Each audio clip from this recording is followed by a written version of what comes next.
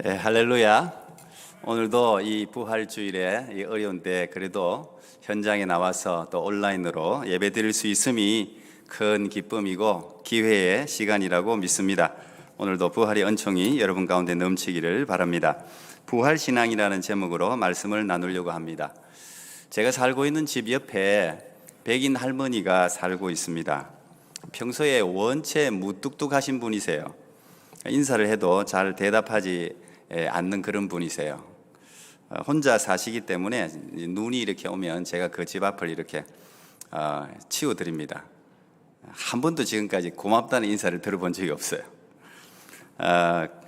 근데 며칠 전에 그분하고 우연히 나가다가 이제 부딪혔는데 먼저 제게 말을 거셨어요. 그런 적이 거의 없는데 굉장히 얼굴이 흥분된 얼굴이었고 제가 그래도 지금 사는 집에 제법 살았는데 한 번도 그분이 이렇게 활짝 웃는 얼굴을 본 적이 없는데 그 할머니께서 굉장히 활짝 웃으시면서 주먹을 이렇게 쥐고 막 들어 올리시는 거예요. 그러면서 하시는 말씀이 예, 나 오늘 백신 맞았다. 아마도 평소에 코로나에 대한 두려움을 늘 가지고 계셨던 것 같습니다. 백신이 그 두려우면서 그 할머니를 아마 해방시켜 준 날인 것 같아요. 예, 나 이제 코로나 걸릴 염려 없다. 뭐 이런 그렇게 들렸습니다. 그분이 굉장히 이제 행복한 얼굴을 제가 정말 처음 보는 얼굴로 너무 행복해 하셔서 굉장히 사실 당혹스러웠는데 축하해 줬죠. 그리고 그 순간 이제 제 머릿속에 이렇게 순간적으로 지나가는 이제 생각들이 있었습니다. 아, 그렇구나. 야, 백신의 위력이 이렇게 대단한 거구나. 이렇게 정말 대단한 거구나. 실제로 지금 현재 전 세계의 이 팬데믹을 멈추고 정상으로 돌아올 수 있는 유일한 길이 백신밖에 없다는 것이 세계 보건기구 전문가들의 의견이긴 합니다. 백신 말고는 지금 종료시킬 수가 없다는 거예요. 그래서 세계 각국이 지금 뭐 시간 다툼으로 이제 백신을 뭐 이스라엘이나 영국 이런 데는 벌써 이제 50% 이상 접종이 돼서 정상적인 삶으로 돌아올 준비를 한다. 이런 뉴스들을 우리가 접하기도 하죠. 인간은 예전부터 지금까지 질병을 두려워하는 존재입니다. 죽음은 더구나 더 두려워하지요. 정말 인간으로부터 이 두려움을 종식시킬 처방이 뭘까? 태초로부터 계속 인간이 죄를 지으면서부터 이 질병은 계속해서 지금까지 있어 왔고 코로나가 종식돼도 또 찾아올 것이고 우리는 언제 이런 질병과 죽음의 공포로부터 해방될 수 있을까? 그 처방은 뭘까? 제가 이제 생각했는데 그 처방약은 분명히 일단 죽음을 이긴 거라야 돼요. 죽음을 이겨야 돼요. 죽음이 더 이상 힘을 쓸 수 없게 만드는 어떤 처방이어야 합니다. 그렇게 생각해 보니까 그게 바로 오늘 우리가 지금 맞이하고 있는 이 예수님의 부활밖에 없어요. 이 모든 것을 종식시킬 것은. 예수님은 인간을 대신해서 죽음의 두려움과 공포를 친히 맛보셨습니다. 우리가 지난주 고난주간과 성금요 예배까지 드렸죠. 또 모든 인간을 대표해서 죽음의 권세를 깨뜨리고 바로 오늘 부활의 첫 열매가 되셨죠. 예수 그리스도의 부활이야말로 이 부활을 믿는 믿음이야말로 죽음의 두려움을 종식시킬 진정한 백신이 아닐까 이런 생각이 스쳐 지나갔습니다. 해마다 우리는 코로나가 아니어도 독감 예방 접종을 해마다 해왔습니다. 저는 이 1년에 한 번씩 돌아오는 이 부활주일, 고난주일, 사순절 1년에 한 번씩 돌아와요. 매년 우리가 독감에 대한 예방접종을 하듯이 이 사순절과 이 부활주의를 통해서 우리를 두렵게 하는 삶의 모든 고통과 질병과 죽음의 두려움을 넉넉히 이겨낼 부활의 백신을 우리가 이렇게 매년 하나님이 우리에게 접종시키는구나 이런 생각까지 이르게 되었습니다. 인간의 연약함과 죄성으로 말미암아 우리는 죄의 면역력이 점점 떨어져요. 사순절을 통과하고 부활주를 지나면서 사실 모든 교회들 그리스도인들은 그래도 영적으로 회복을 합니다. 이 기회를 놓치면 사실 1년에 회복할 기회가 잘 없어요. 그래서 가을 부흥회라든지 신앙 사경회를 이제 교회들이 개최하면서 이런 영적인 충전을 주려는 이제 프로그램들을 갖기는 하죠. 그런데 이 코로나 때문에 사실 그런 기회도 없는데, 그래서 우리는 늘 죄의 면역력이 자꾸 떨어져요. 면역력이 떨어진다는 이야기는 질병이 찾아온다는 이야기예요. 죄가 내 삶 속을, 내 삶을 갉아먹는다는 이야기예요. 저는 우리 몸의 면역 시스템에 대해서 정말 이게 안내를 통해서 굉장히 많이 생각하게 됐습니다. 사실 이 하나님이 만든 이 천연적인 이 면역 시스템, 이게 최고예요, 최고. 어떤 것도 다 이 건강하면 이겨낼 수 있는데, 근데 우리가 약해진단 말이에요. 특히 영혼은 더 죄에 대해서 속수무책입니다. 조금만 어쨌든 마음을 놓으면 금방 죄가 우리를 차지합니다. 그래서 고난, 질병, 죽음, 여기에 대해서 계속적으로 우리는 두려움과 걱정과 근심으로 살아가죠. 실제로 이 묵상이라는 단어 있잖아요. 묵상, 메디테이션이라는 이 단어는 그 안에 이제 메디신이라는 약이라는 어원이 거기 포함되어 있잖아요. 그래서 하나님 말씀, 예수 그리스도를 묵상할 때 이 예수 그리스도의 말씀이, 예수님의 은혜와 능력이 우리 가운데 약처럼 퍼져서 이 우리 몸 안에 있는, 우리 영혼 안에 있는 이 스며든 죄와 그릇된 생각들을 제거하고 또 세상의 죄악에 대한 면역력을 실제로 높여주는 것이죠. 그래서 언제나 우리는 예수 그리스도에 대한 묵상, 이 사순절 기간이 정말 필요한 거예요. 우리가 사순절 묵상 내용을 나눴는데 매일매일 그렇게 말씀을 먹어야 되는 거예요. 우리가 여러분들이 늘 그냥 먹는 그 밥이 실제로 여러분들 지금 지켜주고 있는 거예요. 먹는 게 그렇게 중요하더라고요. 무조건 먹어야 된다 그러더라고요. 무조건. 어쨌든 먹어야 이 몸의 건강을 지키고 이 정상세포들이 올라와서 뭐 암세포라든지 우리 안에 있는 각종 일어나고 있는 수많은 이 나쁜 세균들을 이게 저절로 오토매틱으로 작동해서 죽이는 거예요. 그게 어디서 나오냐? 먹어야 되는 거예요. 안 먹으면 뭐 방법이 없어요. 우리도 하나님의 말씀을 먹을 때 이 면역력이 높아질 거예요. 저는 저희 옆집 할머니 그 기쁨의 표정을 제가 정말 삶에서 처음 본 그 표정, 그걸 우리 부활을 맞이하는 우리에게도 있었으면 정말 좋겠어요. 여러분 한번 따라 하십시오. 예! 예수님이 다시 살아나셨습니다. Jesus is alive. 죽음의 두려움은 떠나갈지어다. 잘 안 떠나갈 것 같은데 너무 소리 작아서. 나는 영생을 얻었다. 할렐루야. 그날이에요. 오늘이 그날입니다. 그걸 선포할 수 있도록 예수님께서 부활하신 것입니다. 왜 예수님은 죽음을 이기시고 부활하셔야만 했을까요? 하나님의 그 전능하신 능력을 보이기 위함이었을까요? 예수님은 성경 속에 왜 그렇게 수많은 기적을 베푸셨을까요? 물 위를 걸었습니다. 수많은 각종 병든 자를 고쳐내었습니다. 죽은 자도 몇 명이나, 성경에는 더 많이 살리셨겠지만 성경에 기록된 인물만 3명이나 살려내셨습니다. 왜 그러셨을까요? 자신이 하나님이라는 사실을 증명하고 싶어서 그랬을까요? 내가 하나님이다, 그걸 증명하고 싶어서 수많은 기적과 이 부활을 주님은 맞이하셨을까요? 그렇지 않죠. 하나님은 그렇게 하실 필요가 없는 분이세요. 사람들이 뭐라고 하든 이 지구는 돌고 있는 겁니다. 사람이 지구가 돈다고 했던 시절에도 지구는 돌고 있었고, 사람들이 천동설을 주장하면서 지구가 돌지 않는다고 생각할 때도 지구는 돌고 있었어요. 사람들의 평가와 상관없이 하나님은 여전히 하나님이십니다. 하나님이다라는 사실을 증명할 필요가 없어요. 오늘 요한은 예수님이 부활하신 이유, 예수님이 그렇게도 많은 기적을 베푸신 이유를 이렇게 설명하고 있습니다. 요한복음 20장 31절 여러분 읽었는데, 오직 이것을 기록함은 너희로 예수께서 하나님의 아들 그리스도이심을 믿게 하려 하며 또 너희로 믿고 그 이름을 힘입어 생명을 얻게 하려 함이라. 예수님께서 병든 자를 고치고 부활하신 이유는 우리를 위해서입니다. 우리를 위해서. 인간들은 대체로 꼭 눈으로 봐야만 믿겠다는 이 도마와 같은 존재들입니다. 자신이 만져보고 경험하는 것은 철석같이 믿는 아주 어리석은 존재들이에요.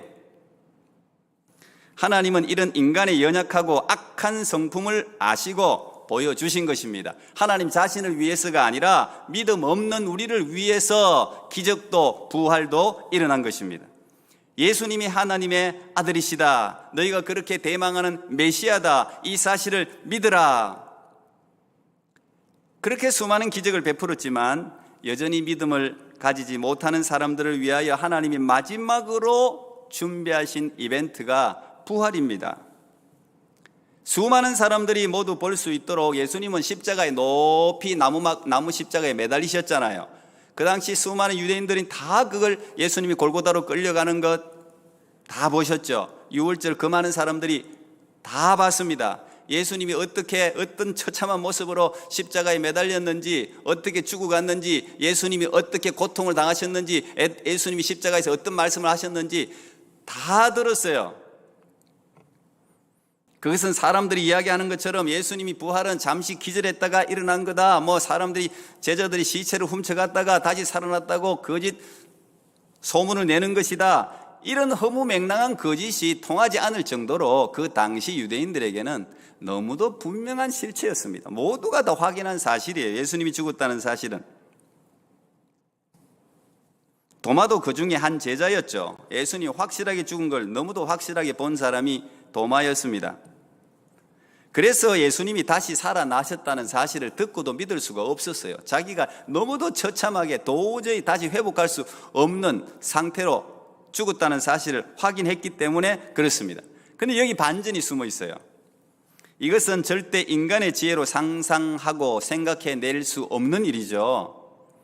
아무리 똑똑한 인간이라도 능력 있는 왕이라도 이런 생각을 지어낼 수가 없어요. 죽은 자가 살아난다는 사실을 생각할 수가 없어요. 그런 적이 없었기 때문에. 그런데 하나님은 성경에 이미 약속한 대로 죽은 지 사흘 만에 예수님을 다시 일으켜 세우신 것입니다. 지금도 예수님의 무덤은 비어 있습니다. 수많은 교주, 수많은 종교의 대상들은 무덤이 비어 있지 않아요. 다 무덤을 가지고 있어요. 그런데 예수님의 무덤에 가보면 지금도 Jesus is not here, He is not here, 그는 지금 여기 없다는 거예요. Jesus is alive, 예수님은 다시 살아났다는 거예요. 가장 먼저 막달라 마리아와 여자들에게 보이신 예수님은 사랑하는 12 제자들을 친히 찾아와 오늘 보여주시죠. 그리고 그들과 함께 먹기도 하셨습니다. 잠깐 환상 가운데 왔다가 그냥 사라진 게 아니에요. 예수님은 부활하신 몸으로 40일이나 그들과 함께 지내셨습니다. 사도 바울은 부활장이라 일컬어지는 고린도전서 15장을 통해서 이렇게 이야기합니다.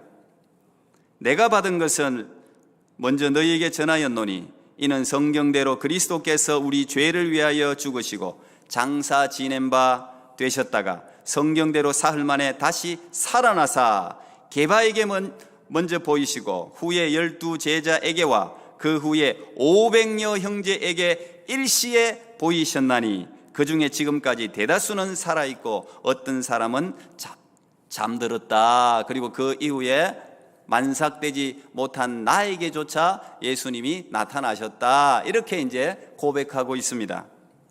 12 제자들뿐만 아니라 500여 명의 사람들에게 동시에 부활하신 예수님이 보여주셨다는 거예요. 40일이나 함께 하셨어요. 함께 식사하고 함께 이야기하시고 함께 거니셨습니다. 삶을 살았습니다. 그리고 조용히 아버지 하나님의 보좌로 올라가신 게 아니라 수많은 사람들이 다 보는 가운데서 예수님은 승천하셨습니다. 예수의 부활은 역사적 진실이라는 이야기예요. 이건 어디 광신도들이 지어낸 이야기가 아니라는 이야기예요.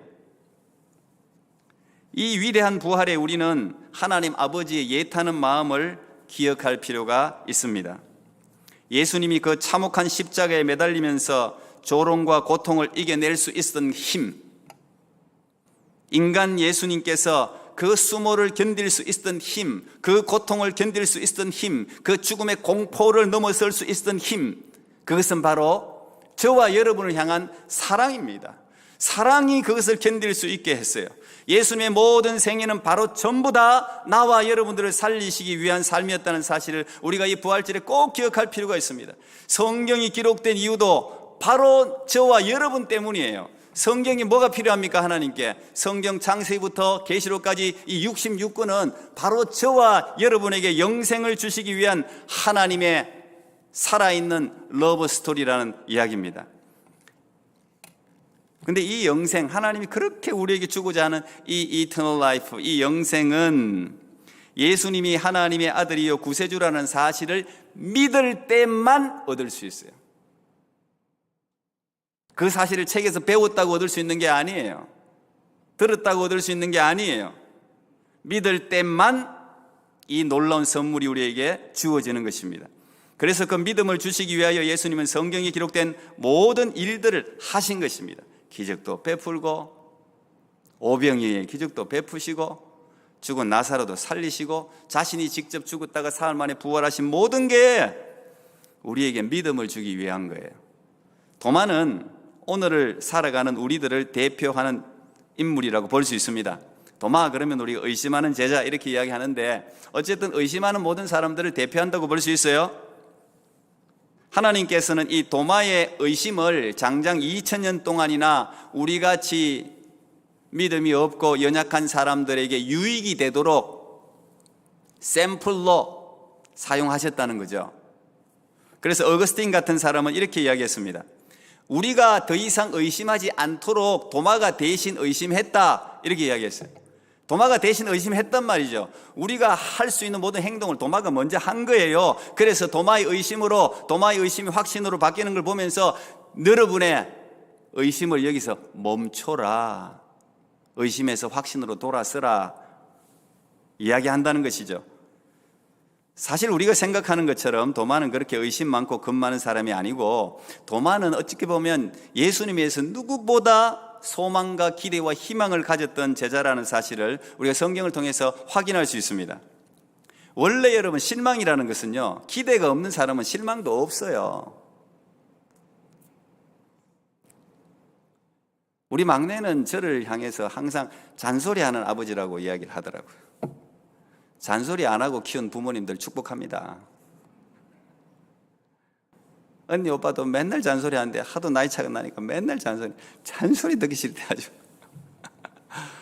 잔소리가 복이라는 사실을 커봐야 알죠. 커봐야. 관심이 없는 아이에게 잔소리하는 사람 없습니다. 관심 없는 사람들에게 네가 어떠니 저떠니 아무 이야기 안 해요. 무관심이 가장 나쁜 거예요, 사실. 교회에서도 뭐라 이야기해 주는 거는요, 관심이에요. 사실 관심. 그게 뭐 구중이든 그게 칭찬이든 간에. 이 도마가 예수님에 대해서 너무 기대가 컸어요. 그리고 예수님을 위해서 죽을 각오를 한 사람이에요. 그러니까 실망이 큰 거예요. 도마에 대한 이야기는 요한복음에만 등장하는데, 이름 12제자 이름 거론된 데 빼고 요한복음에 3군데 등장합니다. 제일 먼저 도마가 등장하는 데가 11장입니다. 11장 그러면 여러분 죽은 나사로가 살아난 사건인데, 나사로가 죽었다는 이야기를 듣고 예수님께서 금방 하루 전에 예루살렘에서 나왔는데 누가 전령이 와서 친구 나사로가 지금 병들어 죽게 되었다 하니까 예수님께서 이야기하죠. 야, 그러면 다시 예루살렘으로 올라가자. 그럴 때 이 제자들이 전부 반대했습니다. 전부 올라가기를 좀 싫어서 이렇게. 왜? 성경이 보면 이렇게 이야기했어요. 예수님, 바로 얼마 전에 유대인들이 예수님을 2번이나 지금 돌을 들어서 쳐서 죽이려고 했는데 그 위험한 곳을 또 올라간다고요? 올라가면 분명히 사고 납니다. 그러고는 지금 그 말을 했다는 거는 마음에 이제 올라가기 싫다는 거예요. 그때 이 모든 분위기를 반전시킨 사람이 도마입니다. 도마가 갑자기 나와가지고는 이렇게 이야기합니다. 우리도 주와 함께 죽으러 가자. 제자들 향해서 우리도 주와 함께 죽으러 가자. 실제로 도마는 예수님과 함께 죽을 각오가 되어 있던 사람이 아주 항상 모든 문제를 심각하게 생각하는 그런 스타일이에요. 항상 심각하게 탁 생각해보고, 그래 가면 죽을 수도 있겠지, 그래도 죽으면 죽어야지, 이런 생각하면서 그 분위기를 반전시켜서 결국은 올라가지 않습니까? 그리고 도마는요 굉장히 솔직한 사람이에요. 솔직한 사람. 다른 사람은 이 질문하면 내가 바보 취급받겠지 해서 질문 안 하는 거 있잖아요, 그죠? 근데 꼭 누가 대표로 이야기해주면 우리가 속이 시원하죠. 내가 저거 질문하고 싶었는데 바보 취급 당할까 봐 안 했는데 누가 질문해주면 좋아하잖아요. 도마 그런 사람이에요. 도마가 또 14장에 등장합니다. 14장, 요한복음 14장에 보면 하나님 아버지 집에 거할 곳이 많도다. 내가 너희를 위하여 처소를 예배하러 간다. 이제 예수님께서 그런 말씀하시면서 너희가 곧 그 길을 알게 될 것이다 하면서 가야 될 영원한 천국 집에 대해서 말씀하시는데 갑자기 도마가 중간에 느닷없이 뛰어들죠. 중간에 뛰어들어서 다른 제자들이 던지고 싶었던 이야기를 합니다. 도저히 하나님, 예수님이 어디를 간다는 이야기야? 지금 이 세상 이치도 모르는데 하나님의 나라 이야기를 하니 알아들을 수가 있습니까? 그러니까 도마가 이렇게 이야기합니다. 주여, 우리는 주님이 어디로 가는지도 모르는데 도대체 거기 어딘지도 모르는데 그 길을 우리가 어떻게 안단 말입니까? 아마 제자들이 속이 시원했을 거야. 내가 던지고 싶은 질문이었는데. 그 질문을 듣고 예수님은 언제나 보면 의심하거나 뭐 엉뚱한 일을 하거나 여기에 대해서 나무라는 법이 없어요. 그 질문을 듣자마자 주옥 같은 예수님의 말씀이 등장하죠. 우리가 다 암송하는 그런 구절입니다. 예수님께서 도마의 말을 듣자마자 뭐라 그랬습니까? 내가 곧 길이요 진리요 생명이다. I am the way, I am the truth, I am the life. 내가 곧 길이요 진리요 생명이다. 길이 없어도 내가 가면 길이 생긴다는 거예요. 길이 막혀도 내가 가면 길이 열린다는 거예요. 나만 따라오면 된다는 이야기 아닙니까? 그 주옥 같은 말씀이 도마의 질문에 의해서 생겨난 대답입니다. 이렇게 도마는 솔직한 사람이었어요.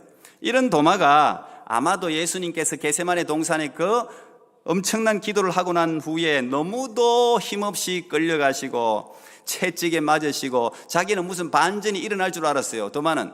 근데 전혀 반전이 없어요.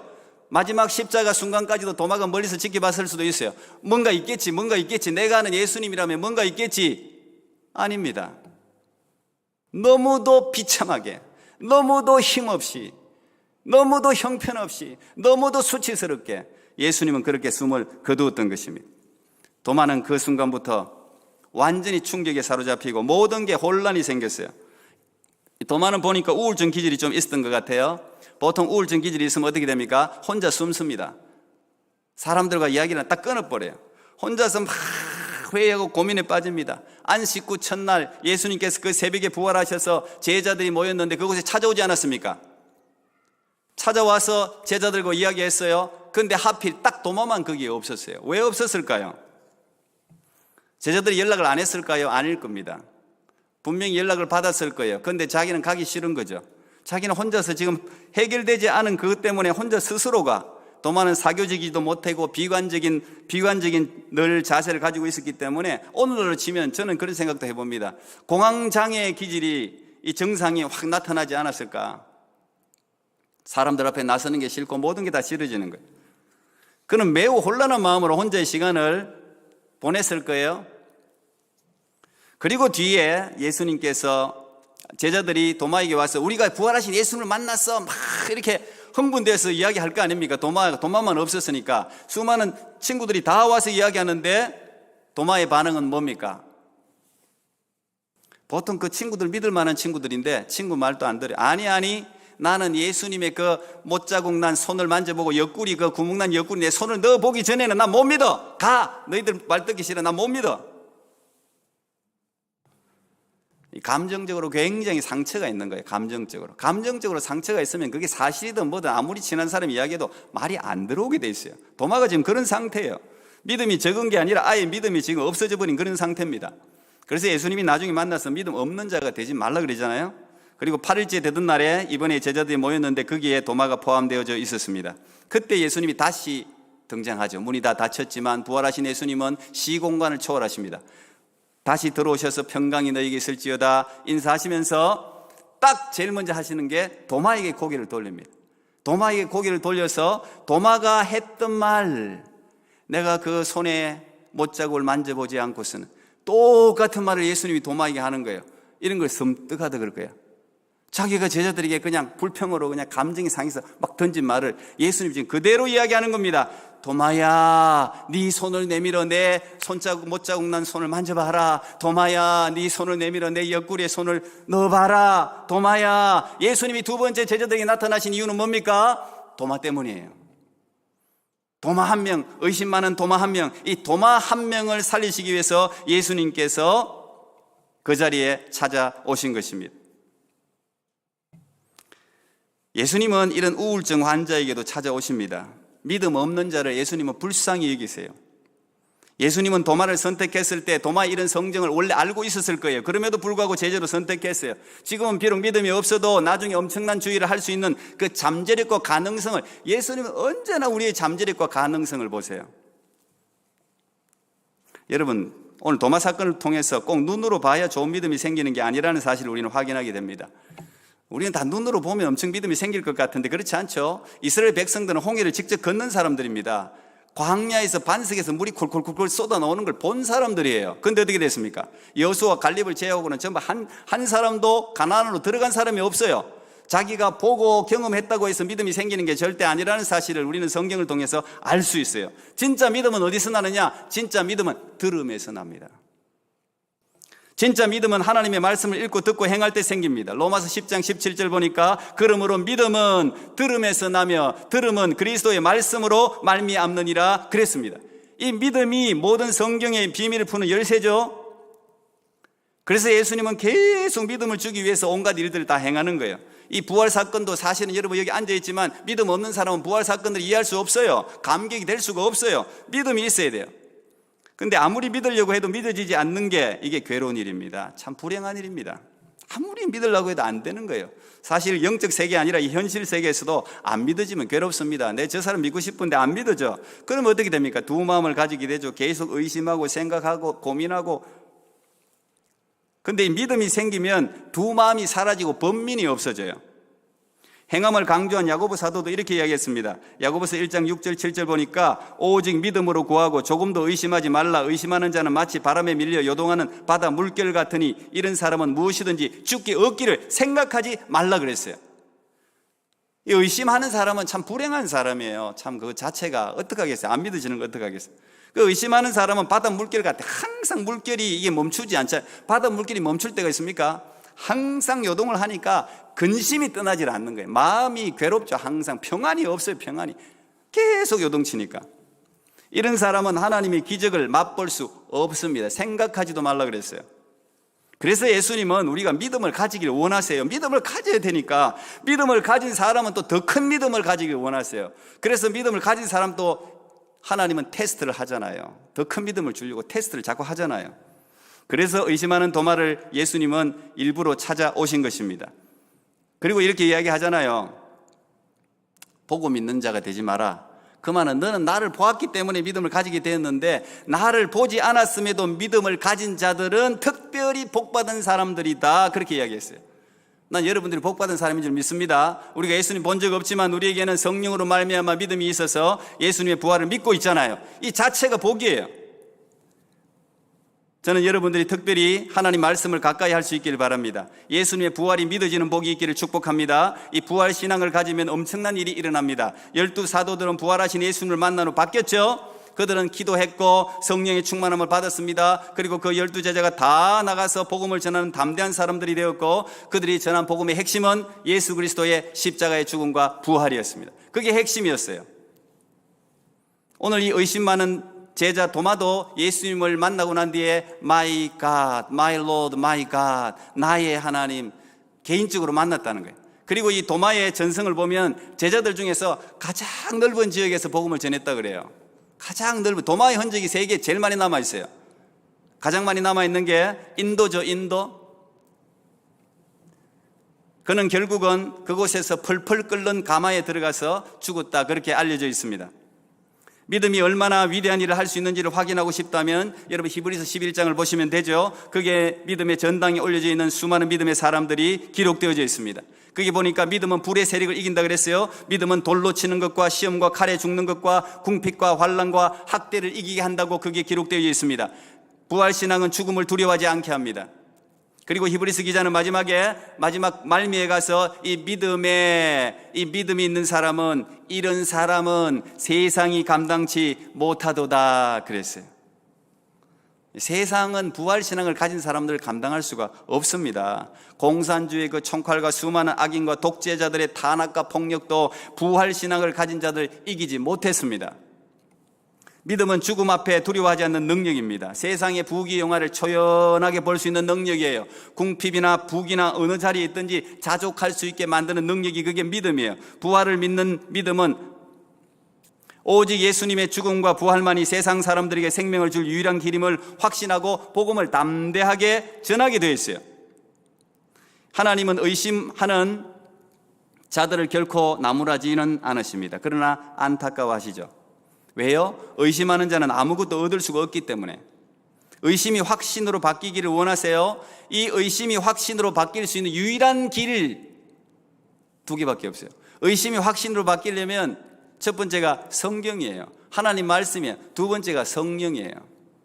성경과 성령 외에는 의심이 확신으로 바뀔 수 있는 길이 없어요. 그래서 성경을 묵상해야 됩니다. 읽어야 됩니다. 어떤 사람은 이런 말을 하던데요, 하나님의 말씀이 믿어지는 것은 부활보다 더 큰 기적이라고 이야기하더라고요. 하나님 말씀이 믿어지면 부활 믿는 건 아무것도 아니죠. 나는 하나님 말씀이 저절로 믿어지는 복이 여러분 가운데 있기를 축복합니다. 하나님 말씀이 여러분 마음속에 살아나기를 바랍니다. 하나님 말씀이 믿어질 때 놀라운 일이 일어나는 것입니다. 성령께서 여러분의 눈과 마음을 열어 하나님의 말씀이 믿어지는 복을 주시기를 축복합니다.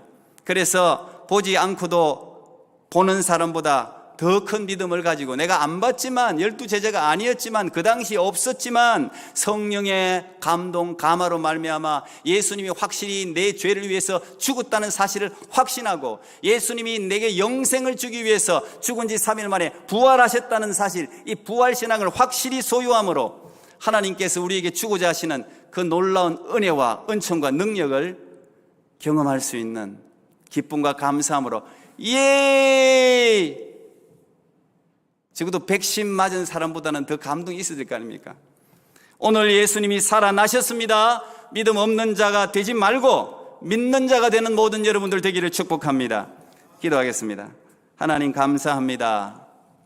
예수 부활의 이 놀라운 일들을 우리에게 믿음을 주기 위하여 일으키신 하나님을 찬양합니다. 살아가는 세상은 전에도 그랬고 지금도 그렇고 앞으로도 그럴 것입니다. 질병은 떠나지 않을 것이고 삶의 고난과 어려움들은 언제나 우리를 찾아오게 될 것입니다. 항상 부족함이 있을 것이고 항상 미움이 있을 것이고 항상 분쟁이 있을 것이고 항상 우리 가운데는 떠나지 않는 근심스러운 일들이 늘 있을 것입니다. 하나님, 상황이 어떻든 문제가 어떻든 세상이 어떻든 우리가 이 예수 그리스도께서 나를 살리시기 위해서 행하신 그 놀라우신 십자가의 죽음과 부활을 기억하고 부활신앙으로 이 세상의 어떤 상황도 담대하게 맞으며 맞서 싸우며 뚫고 나가서 기쁨과 감사함으로 생활하는 하나님의 사람들 되게 하여 주옵소서. 예수님 이름으로 기도하옵나이다. 아멘.